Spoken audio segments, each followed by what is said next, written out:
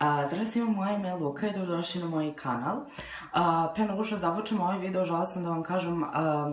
da u opisu naći ćete link mog videa za kanal Next Generation i to je recenzija Body Shop proizvoda, tako da ako vas to interesuje, ako želite da pogledate, kliknite na taj link i takođe pretplatite se na kanal Next Generation. Danas sam želela da pričam o tome kako da započnete YouTube kanal. Zato što stvarno dosta dece me pitalo kako da započnu, šta bi trebalo da rade u početku i sve to i danas želim da onako podelim neko svoje iskustvo sa vama i da jednostavno kažem kako sam došla do tog nekog uspeha, mada još uvek radim na tome i da, možemo da počnemo. Ovako, prvo, najvažnije i nešto najosnovnije jeste želja za snimanjem i jednostavno želja da započnete YouTube kanal i da stavljate vaše snimke na YouTube. To je veoma važno zato što ako vi se samo snimate zato što je to sada, da kažem, aktuelno ili zato što želite da zaradite novac ili da postanete popularni, to nije dobro, zato što će vam brzo dosaditi i jednostavno novac, eto, to je smešno, ja snimam sada već skoro godinu dana i ne znam, jedva zarađujem, ne znam, po $15, tako da to je stvarno smešan novac za koji tek posle ne znam koliko dugo godina i koliko broja subscribera i gledanosti trebate da razmišljate o tome. Tako da,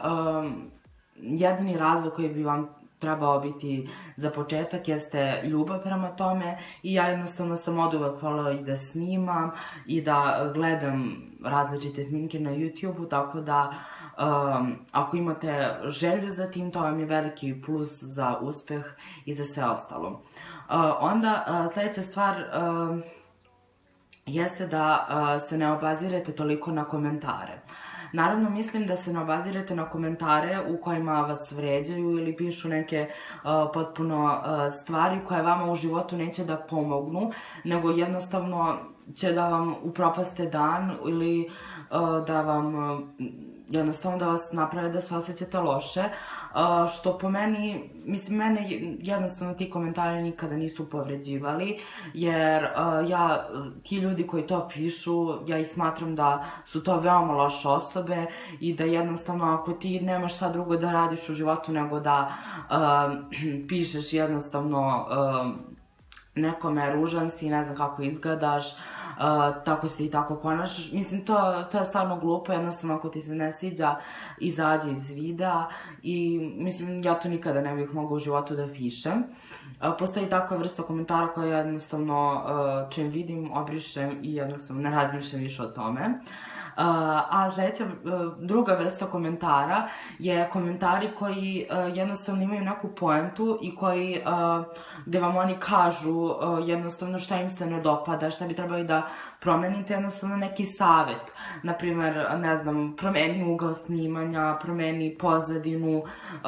potrudi se da ti videi budu malo bolje editovani, da ima više svetlosti u videima i tako. Ja te komentare, stvarno onako mi je drago kad mi ih neko napiše i stvarno uvek se potrudim da to promenim, mislim, nešto što im se nije dopalo i jednostavno da slušam svoju publiku koja me gleda, jer je to u stvari i najvažnije. I naravno, uvek trebate se obazirati na one lepe komentare i odgovarati i to je nešto stvarno onako što mi daje motivaciju za dalje i jednostavno što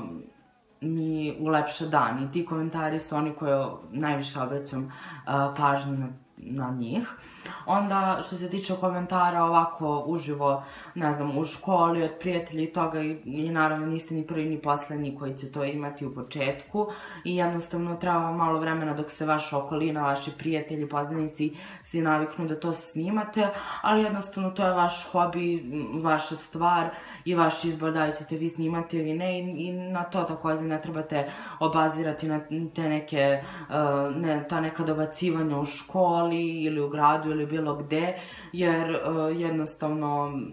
to će proći kada se ljudi naviknu i takođe isto ko želi da vas gleda će vas gledati, ko ne želi i ne mora. I ja jednostavno na to gledam, možda se na to tako gledam, možda se time ne opterećujem i naravno nije mi uopšte važno. Sada to su neke stvari ovako, da kažem, stvari koje se tiču ne tehničkih stvari o kojima ćemo sada da pričamo, nego jednostavno o vašem ponašanju prema YouTube-u i svemu. A sada ću vam malo pričati o samom snimanju.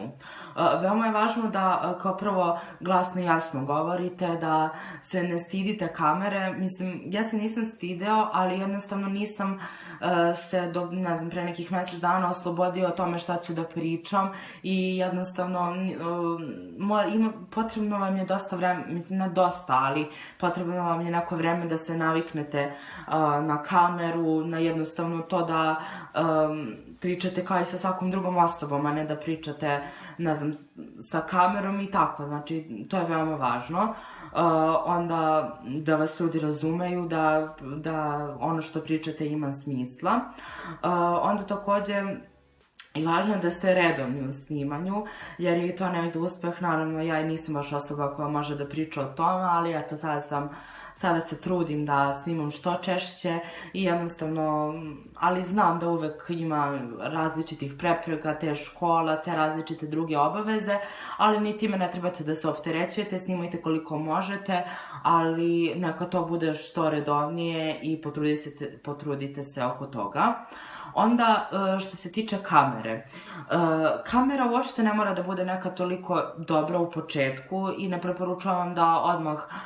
kupite kameru koja je ne znam kakvog kvaliteta i naravno to ako vam bude rastao broj pregleda i subscribera, naravno da trebate da više radite na tim tehničkim stvarima, da bude bolji kvalitet videa, da bude bolje izeditovano i sve to, ali ovako kada tek počinjete sasvim je u redu da snimate telefonom ili nekom kamerom koju ste imali od ranije i to je sasvim u redu. Ja smatram da je najvažnije imati dobro osvetljenje, naravno prirodno osvetljenje. Ja se uvek trudim da snimam po prirodnom svetlu, znači stavim telefon ispred sebe na prozor, odnosno na onaj raf od prozora i mislim da je tako kvalitet videa veoma dobar. Onda što se tiče editovanja, i to me dosta dece pitalo koji ja video editor koristim i sve. Ja koristim iMovie koji sam dobio uz telefon i on nažalost ima samo na, da kažem, tim Apple-ovim toj tehnici proizvodima i stvarno iMovie je onako veoma jednostavan za rukovanje i po meni dobar veoma video editor. Naravno, editovanje na kompjuteru je mnogo bolje, ali ja i nemam baš neki toliko dobar laptop novi da bih mogla, jednostavno mi je malo onako, ne znam za koji video editor da se odlučim i malo mi je jednostavno teže to editovanje na kompjuteru, tako da za sada ta editovanje na laptopu, na tabletu i na telefonu su mi sasvim okej, onako isečem po neke delove koji mi se nisu dopali, ubacim muziku i to je uglavnom to. Da, eto, nadam se da sam vam pomogao sa ovim videom, prvenstveno i da vam se dopao. Mislim, znam da je dosta youtubera snimalo na ovu temu i hajde, ja sam odlučio da snimim zato što znam da je i veoma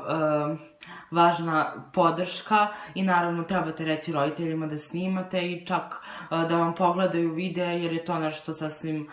oni vam sasvim oni vam mogu dati